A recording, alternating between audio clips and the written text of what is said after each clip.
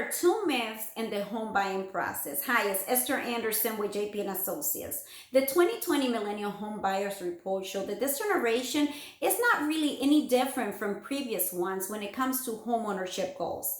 The majority of millennials not only want to own a home, but 84% of millennials in 2019 considered it a major part of the American dream. Unfortunately, the myths surrounding the barriers of homeownership, especially those related to down payment and FICO score, might be keeping many buyers out of the arena.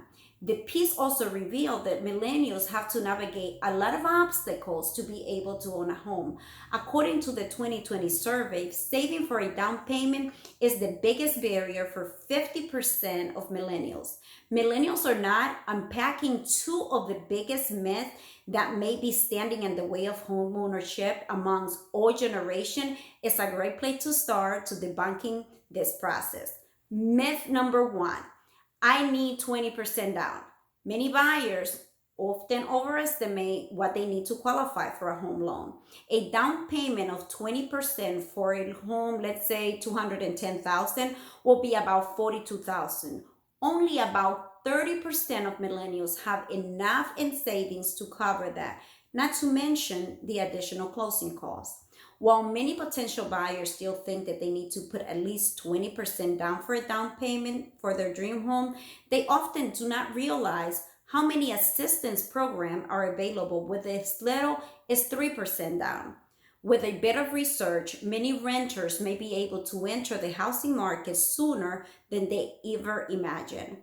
Myth number two, I need a 780 FICO score or higher. In addition to the down payment, buyers are also often confused about the FICO score it takes to qualify for a mortgage, believing that they need a credit score of 780 or higher.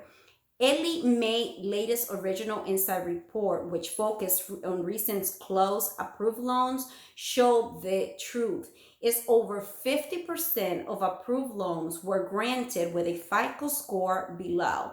Even today, many of the myths of the home buying process are unfortunately keeping plenty of motivated buyers on the sideline. In reality, it really doesn't have to be that way. If you're thinking of buying a home, you may have some options that you're not thinking of. Let's connect to answer your questions and help you determine your next step in the home buying process. Bye for now.